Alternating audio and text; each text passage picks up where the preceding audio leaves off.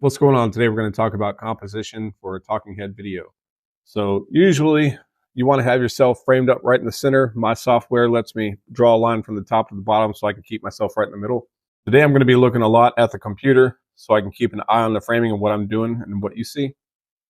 But generally speaking, you don't want to be too far to the left or too far to the right. And you also want to be conscious. You want to be aware of where your limitations are in your rectangle that you're living in on your screen. So you got this limitation up here, you got a limitation over here and here. You don't want to put your arms out here because then the people lose you. Especially you don't want to like cut your hands halfway off because that just looks weird. All the way out, maybe somewhat acceptable. Obviously, up in close is acceptable. Then you got this limitation down here. Don't want to have your hands cut off. That looks horrible. Down, middle, up. Those are your choices. And then if you put your arms down, people can't see what you're doing. So basic stuff. I assume that you guys already know that, but it deserves talking about. Next, we're going to talk about basically what looks correct as far as the depth and where you put your hands. So I've found personally that putting my hands relatively close to my body looks natural on screen. And when I do this, possibly because of the focus issue, that it doesn't look quite as good. So generally speaking, I've tried to, whenever I do a talking head type of video and I explain something with my hands, I try to keep it relatively close to my body. And it's just one of those things where you practice it enough and you eventually figure out what looks the best.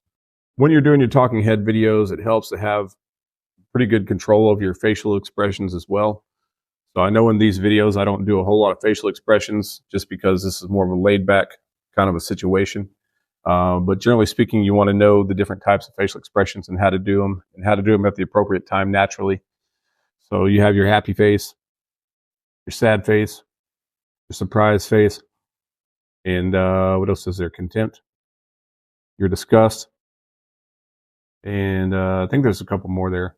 But basically just, let your emotions come out on your face. I think there was one producer or film director, Hollywood acting coach that basically said that you should feel the emotions. There's different kinds of acting. It's called method acting. You should feel the emotions within you, and then that should trigger the emotion to come out on your body or your physical, your face, and all that kind of stuff. So that being the case, you can probably see through my facial expressions that, what I'm feeling right now. But generally speaking, you want to have facial expressions that are more positive in because people like to see that. There's this thing called mirror neurons that cause people to subconsciously internally reflect whatever you're putting out.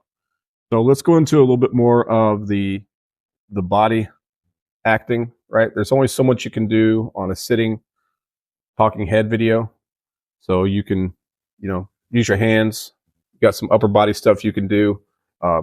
There's the head tilt thing, left, right, that kind of stuff. There's the leaning, twisting, all different kinds of dynamic. But the more of these types of little small cues that you can do, physical cues that you can do, are going to make your videos more interesting to watch. So also just another kind of like out of topic kind of thing. You want to kind of project your voice, even though it may just be you in front of the camera. You want to kind of project your voice. So basically you sound confident. I think generally speaking, as you can see here with my hand, generally speaking, when you actually have a story that you're really internalizing, again, notice the natural hand motions. I did it naturally, but now I'm doing it over and over again so you can see it. But when you actually have a story that you're trying to generally convey, then I think it's more common that you would use more of your body and nonverbal communication in the story, which really kind of brings out the story and makes it more interesting. Facial expressions, notice the facial expressions I have going on. So one of the things possibly that could help you out with your talking head videos is going to be getting comfortable with being in a talking head situation, looking at the camera, even though you know it's just an inanimate object, looking at the camera and talking about whatever is internal to you, to the point where you know it so well and that you live it so well deep down inside you that you're communicating on multiple layers. I think that's really the key, is being able to communicate on multiple layers, not just saying some script, but you're saying it with the facial expressions, you're saying it with your hand gestures, your body movements, your posture, the way you move your body, your head and your neck. All these things kind of play like a giant orchestra into how you communicate to your audience. Stay mindful of your tone and inflection too. So when it comes to nonverbal communication, a lot of people think because, you know, nonverbal means no sound, that it's just going to be body movements and that kind of stuff. But nonverbal communication also includes your tone of voice, your inflection, your volume, your, you know, different accents or emphases on the different things that you say. Most of the stuff that I'm doing right here is kind of off the cuff. I'm haven't really rehearsed any of this stuff. I'm kind of just running it. But that takes some practice to do. Don't make it two-dimensional. If you can, try to be positive, because people usually like positive stuff. So maybe smile. Maybe smile if you can. If not, then that's cool too. I think it's more important to be natural sometimes than to try to do something that you can't naturally do, because then it just comes off weird or cringe or whatever. But what else can we talk about? So here's the thing. I'm going to start trying to do 2 episodes. I was taught by my coach not to say the word try. I'm going to start doing 2 episodes a week. And whatever the case may be, I'm going to stick to it. I'm going to go ahead and post. This is a drum roll, random, off the top of my head. Let's just post on Monday. No, Monday doesn't sound good. Let's do Tuesday and Friday. That sound about right? Tuesday, Friday? That sounds good. Let's do Tuesday and Friday. Tuesday and Friday, I'm going to upload. I'm going to do it. Yes. So that being the case, I'm going to need to be able to sit down, figure out what we want to talk about, put it on camera, edit it, all that kind of stuff. Now, again, all that being the case, this weekend, I have a 3-day weekend on my job. What I recommend for you guys, if you have the opportunity and you're going to get into making videos, is to make more than 1 video a day.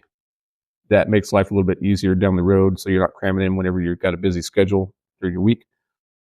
This weekend, I've got 3 days off, so I'm going to try to do 2 to 3 episodes per day this weekend, each day. So I should be able to do 6 episodes this weekend.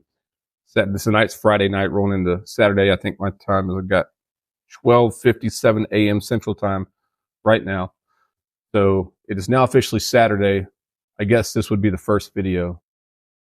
So 5 more videos that we're going to do this weekend, but we're going to post them on Tuesday and Friday, because I said I would, and I'm gonna. All right, so we're going to do a couple more videos. If I'm wearing the same gear, it's because I literally hit stop on the camera and start on the camera and started talking about something else.